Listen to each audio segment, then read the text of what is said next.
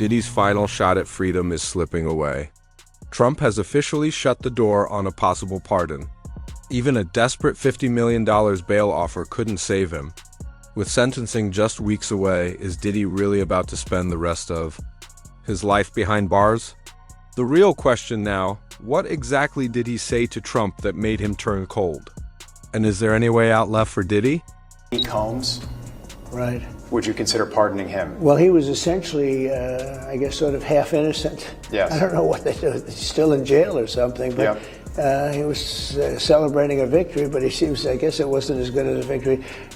Probably, you know, I was very friendly with him. I got along with him great, and seemed like a nice guy. I didn't know him well. But when I ran for office, he was very hostile. He said some not so nice things about you, sir. Yeah, and it's hard, you know, like you, we're human beings. Right. And we don't like to have things cloud our judgment, right? But when you knew someone and you were fine, and then you run for office and he made some terrible statements. So I don't know, it's more difficult. It makes it more, I'm being honest, it makes it more difficult to do. But more likely a no for Combs, I would say so. CNN confirmed weeks ago that Diddy's legal team had been in direct contact with the Trump administration, quietly pushing for a possible pardon. Despite repeated denials, the White House ultimately confirmed that those discussions did take place, forcing Diddy's camp to come clean. His attorney, Mark Agnifilo, even admitted that Diddy personally told him to reach out to Trump and deliver a simple message: "I need a pardon." Senior White House official declined to comment on, quote, speculation and told us any decision on pardons would come from the president himself. Combs' attorney, Mark Agnifilo, said he has not talked to the Trump administration about it. You mean to tell me that you really have nothing to do with a possible pardon right now? Nothing. I have nothing to do with a possible pardon. What is Sean Combs saying about the possibility of a pardon? I think he knows I'm not political. We've never discussed it other than I tell him what's in the news about it. But you know. And what's his reaction? Does he laugh? Does he say, let's look into it? What does he say? Go tell him that I need a pardon. Go tell him I deserve a pardon. That's what he said. How are you preparing him? So I mean, I tell him what the guidelines are. You know, and the guidelines are about 2 or 3 years. And I tell him, you know, the judge could go above the guidelines. Do you have any regrets in how you tried this case? It's a good question. Not really. Not really. You called the relationship between Combs and Ventura a great modern love story. Ventura says she was raped, physically abused, and became addicted to drugs because of Combs. I think that's what makes it. We vehemently deny, and I know I respect that she said that. I don't think the jury concluded that happened. In terms of the, you know, the drugs and the other stuff, I think that's what makes it a modern love story. I think she very much loved him, and I know he very much loved her. Cassie Ventura's attorney told us that Agnifilo's description of the relationship is a, quote, complete disgrace and affront to survivors of domestic violence. In a recent interview, Trump openly admitted he and Diddy were once friends and claimed he had, at one point, considered a pardon. But that tone has changed. Trump now says Diddy was half innocent, calling it a partial win, but not the redemption Diddy was hoping for.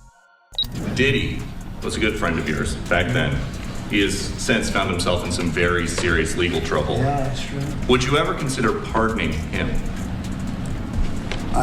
Well, nobody's asked. You had to be the one to ask, Peter, but nobody's asked. But I know people are thinking about it. I know they're thinking about it. I think some people have been very close to asking. First of all, I'd look at what's happening, and I haven't been watching it too closely, although it's certainly getting a lot of coverage. I haven't seen him. I haven't spoken to him in years. He used to really like me a lot, but I think when I ran for politics, that relationship busted up from what I read. I don't know, he didn't tell me that, but I'd read some little bit nasty statements in the paper all of a sudden. You know, it's different. You become a much different person when you run for politics and you do what's right.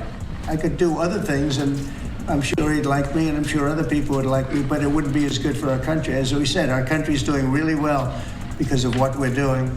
So I can't, it's not a popularity contest. So I don't know, I would certainly look at the facts. If I think somebody was mistreated, whether they like me or don't like me, it wouldn't have any impact on me. Now, the final thing I want to say is this. I asked Joe Tacopina, what about Trump's comment? What does it do to the jury? And he thought it was a nightmare for Diddy that Donald Trump said this. And the reason he thinks that is when the jury goes into deliberations, they could end up saying, look, I mean, even if we convict him, because we kind of think he's guilty, we're not sure he's guilty, but if we find him guilty, he's probably going to get pardoned because Trump kind of sent that message. For years, people close to Diddy whispered about a secret presidential pardon. Suge Knight went even further, claiming Diddy worked as a federal informant, protected from prosecution while everyone else fell. And for a long time, that seemed true.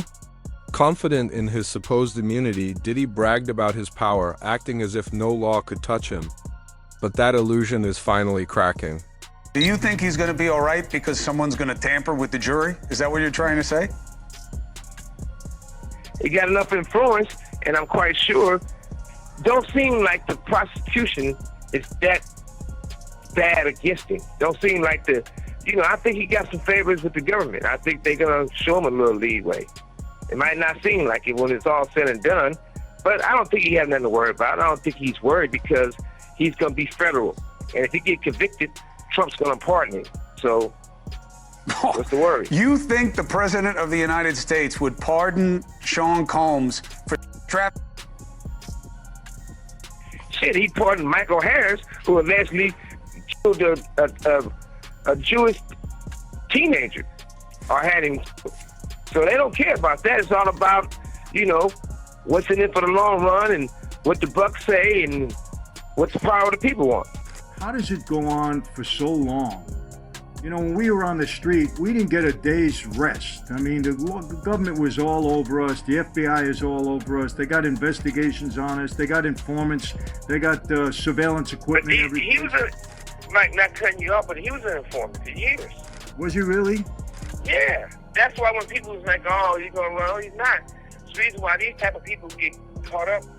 They always been telling they bigger than the law because they part of the law, And as you know, all these people get tired of their rats. So The tide has officially turned against Diddy. Trump might forgive, but he never forgets. Back during Trump's campaign, Diddy publicly dragged him, even launching his own political movement in protest. Now, Trump's made it clear those old remarks are haunting Diddy's last shot at mercy. A pardon? Highly unlikely. Got too serious of a point. Seeing what's going on, white men like Trump need to be banished. That way of thinking is real dangerous. This man literally threatened the lives of us and our families about going to vote. Stand back and stand by. Stand back and stand by. Yeah. We're in a war. We're not taking this like it's a war. We taking this like, oh, we're in a presidential election. No, we're in a war of love versus hate. The number one priority is to get Trump out of office. The tribe of people that have the responsibility and really should be scared to death of this man is white people. Explain. If this man is elected, we're not standing by no more getting killed. We're not scared of anybody standing up and standing by. We're on the verge of a race war. But the real twist came from 50 Cent. The moment whispers of a pardon began, 50 jumped online posting Diddy's anti-Trump clips, reminding the former president of every insult. He even tweeted, "See, Trump don't like stuff like this, buddy. You run your mouth too much." It was classic 50, petty, calculated, and perfectly timed. White men like Trump need to be banished. Trump gets elected, I really do believe in my heart there'll be a race war. That's why this message is not just to black people. You know what I'm saying? This message is to everybody. This man is really trying to turn us against each other and put us in a situation. America messed up. President Trump even called him a good friend on a 2012 episode of his TV show The Apprentice. The problem is, some comments Diddy made about Trump in recent years as Diddy really entered the political realm. There's a video where he's speaking to radio host Charlemagne saying, if Trump gets elected, I really do believe in my heart there'll be a race war. In another video on Revolt, he says white men like Trump need to be banished. And by the way, you know who's not letting anyone forget this? Combs' rival 50 Cent. Took to social media recently, wrote, see, Trump don't like S like this, buddy, you run your mouth too much. And Donald doesn't take well to disrespect and doesn't forget who chooses to go against him. While working tirelessly to make America great again, there is no room for distraction. He would consider pardoning anyone who was being mistreated, not Puff Daddy. And let me tell you, the idea of Trump pardoning Diddy is not getting a ton of love out there. And he wasn't wrong. Media insider Gondal predicted this a year ago, saying Trump would never pardon Diddy. Their so-called friendship was long dead, and Trump had zero interest in defending someone with Diddy's reputation. People close to Trump say he felt deeply disrespected, and he wasn't about to risk backlash to protect a man who tried to publicly humiliate him. That feel like Trump, he might pardon Diddy. First of all, he got to be charged and be in prison to be pardoned. You got to realize that the feds could take this case for 2, 3, maybe 4 years. And Trump will be out of office. You don't know how long the feds is gonna go on with this. You understand what I'm saying? You hear people talking crazy talk, well, they ain't got nothing because, man, I've seen the dude set behind bars for 2 years before he had his trial with the feds. And by the time a pardon come in, another year will come by. So that's just a whole lot of propaganda. Puff wasn't even fucking with Trump like that no more. He was going against Donald Trump. Donald Trump is petty as 50 Cent. Do you understand that? You see how petty 50 is? Donald Trump is just as petty as 50, bro. And he gonna look at it and say, yo, why should I help this motherfucker when he talking shit about me? The diddler. I seen them in a meeting together before. Al Sharpton, Wendy Williams, Puff Daddy, and Donald Trump at the Four Seasons Hotel downtown. And I'm sure he was telling them because all this shit is planned, bro. Yo, you know I'm gonna be president one day. I'm gonna need y'all support. But they flipped. You understand what I'm saying? They flipped. Because everybody was dealing with Donald Trump at one time. That was in the music record business and all that stuff like that. So my whole thing about it is, all that shit is propaganda, bullshit. It's just having somebody, they need something to talk about. Donald Trump probably wouldn't on Puff if he was on fire. Even if Trump had granted a pardon, it wouldn't have saved Diddy right away. He'd still face at least a year, maybe more, behind bars. The law requires he first enter custody before any pardon can take effect. That process could drag on for months, maybe longer, leaving him dangerously exposed inside. And with Diddy's history, there are plenty of people waiting to settle old scores once he steps into prison. You heard how Trump, he spoke on giving Puffy a pardon? You heard what he said about it? He still would have, if he pardoned Diddy, as far as I know, he would still have to go through the process.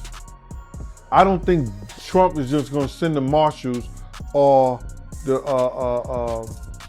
Department of Justice, teach them over there to the fucking jail, yo, get Diddy out. And when he had friends that went to jail. Remember, he had friends that went to jail who worked for him, who did some shit. What did he do? They went through the same process that every person go through in giving a pardon. And that might take a year, that may take 2 years. But he's gonna have to go through the process first because I don't think Trump is gonna show him any special favors for him not going through the process. So if Trump said that he may pardon him, he might still have to do a year, 9 months, or even longer than that.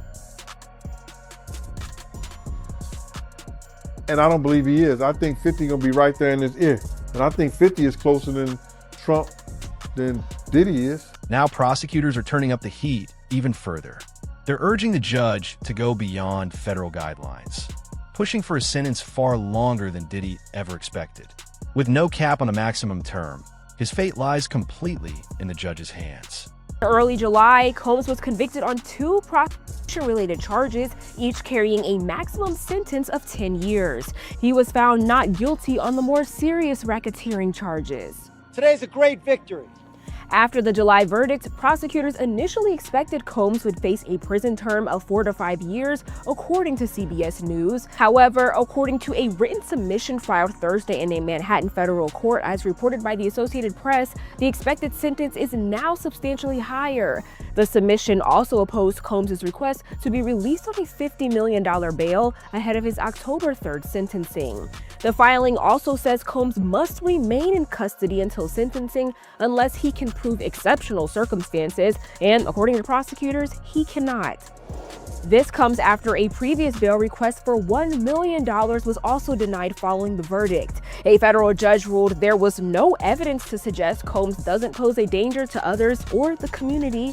With these latest developments, Combs will remain in jail until his sentencing on October 3rd. Diddy trial prosecutors put in an opposition to Diddy's bail request, and the prosecutors say they're actually looking for a more lengthy sentencing than what they originally thought. In this opposition, the prosecution is laying out the fact that the judge already denied Diddy's bail for being a violent person, and they hone in even more into Diddy's alleged violence against people. Prosecutors are saying that Diddy has actually been lying when he said that he didn't commit violence between his breakup with Cassie Ventura in 2018 up until 2024 with his incident with Jane. Let's go ahead and jump right into this motion. The government says despite the court's clear ruling that the defendant must be detained pending sentencing following his conviction on 2 felony counts, the defendant moves again for bail. The defendant's detention pending sentencing is mandatory. There is no exceptional circumstances justifying his release.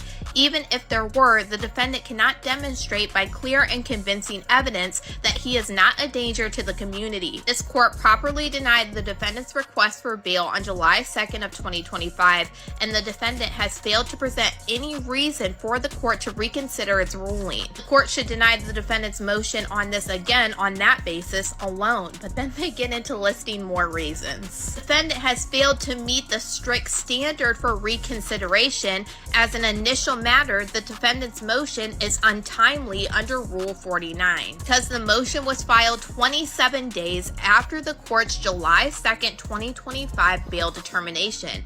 The defendant fails to meet Rule 49, which is a 14-day deadline. Go on to say that Diddy has failed to show any exceptional reasons why he should be released on bail waiting sentencing. Meanwhile, Diddy's lawyers are scrambling. They filed a 5th bail motion, this time offering a jaw-dropping $50 million. The deal? His Miami mansion as collateral, no phone, no internet, no travel, full house arrest under private security. But prosecutors aren't buying it. Deep down, everyone knows the truth. Diddy's terrified of what's waiting inside, and if that bail were granted, he'd vanish the first chance he got. Diddy's legal problem. So Diddy's legal team has just filed a motion for bail. They're offering $50 million. They're, basically arguing that it's unfair that he's behind bars, given the nature of his conviction. His attorneys are asking the judge to approve the $50 million bond package, and they want him to live on house arrest in his Miami mansion while he waits, for his convictions. Now, the judge, has ordered Diddy to remain in Brooklyn's Metropolitan Detention Center until October 3rd, when his sentencing is set. So, and remember, the judge also, cited during the case that Diddy's admitted violence towards his former lovers, including Cassie. He said, quote, "It's impossible for the defendant to show he possesses no danger to any person." So he said that. So that's the reason he felt that he needed to stay behind bars. So I'm wondering, if this, if this will still apply. To the Sean Diddy Combs case, we may learn this week if he will be released on bond while he awaits sentencing. His lawyers filed a request asking the judge to release Combs on $50 million bond. Combs was convicted earlier this month on charges of transportation to engage in prostitution, and he was acquitted of more serious charges of sex trafficking and racketeering conspiracy. The government is expected to respond by this Thursday. Combs' sentencing is scheduled for October. Judge Aaron made it official. Diddy isn't going anywhere. Declared a flight risk with a violent past. The court ruled that no amount of money could buy his release. Both Cassie's lawyer and her associate, Deontay Nash, submitted urgent statements demanding that bail be denied. The reason? Fear. If Diddy were set free, they believe he'd go after those who testified, with Cassie at the top of that list. The court wasn't willing to take that risk. Let's see what's going to happen with this Diddy trial. Federal prosecutors are now responding to Diddy trying to get out, right, while he's waiting to get sentenced. And so basically what prosecutors are saying is that they believe that his response, that his crimes reflect aggravating, not mitigating factors, and they want to justify his continued incarceration. Diddy had said that he's just a John. He's not the one that participated in having sex with these male escorts. He only watched. Right. And his ex-girlfriends are the ones that had sex. Well, they said that ignores the fact that he transported individuals for the purpose of prostitution on hundreds of occasions over the course of decades.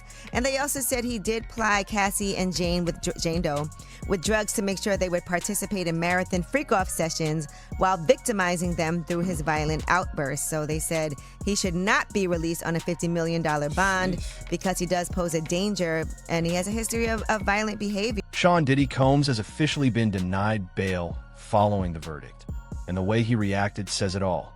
Reporters from NBC News described Diddy as deflated, visibly crushed as his last hope of walking free slipped away.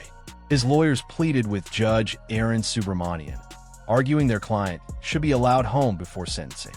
But the judge wasn't convinced. Subramanian cited Diddy's years-long pattern of violence as proof he remains a danger to others, someone who simply can't follow the law.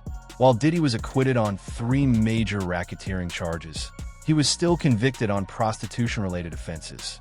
His defense attorney, Mark Agnifilo, tried to negotiate one last lifeline, a $1 million bond co-signed by his mother Janice, his sister Keisha, and Sarah Chapman, the mother of his eldest daughter. Diddy even agreed to surrender his passport, submit to drug testing, and limit travel between New York, Florida, and California for court and legal meetings. His private jet? Grounded in Maui. Now, his legal team has switched tactics, pushing to get the entire case thrown out. Their argument? Diddy never directly participated. He just observed. But prosecutors say that's exactly the point. He wasn't just watching. He was directing everything from behind the scenes. The so-called bystander claim doesn't hold up when a mastermind is in plain sight. Sure. So the Mann Act was passed in 1910, and it's changed a few times through the years. But really what it's geared at, what it's focused on, is prosecuting people who make money from the business of prostitution. And that's not the allegation against Mr. Combs. The allegation of Mr. Combs, what the jury found, essentially was that he was a user of services provided by workers, essentially a John, for lack of a better word. And the Mann Act just historically hasn't been applied to Johns. It's a financial statute. It's really been applied at people who look to make money from prostitution. And so since that's not how it's being applied here, we made the argument that we have to, under the case law and the statutes in this area, that this is an exceptional reason and that Mr. Combs should be considered for release on bail because of it. Well, Diddy is upping his offer to the government. He wants out of jail right now. You know that he is still behind bars at Brooklyn MDC while he is awaiting his sentence in October. But right after he was sentenced, they tried to get out on bail. They made an offer. They said, we'd like for him to be released on $1 million bail. The judge shut that down. So now it's like he's playing Let's Make a Deal, right? How about this, Your Honor? What if we offer a $50 million bail package? The money has gone up, but the reason that he thinks he should get out is because he says what he's convicted of were non-violent offenses. And he's right.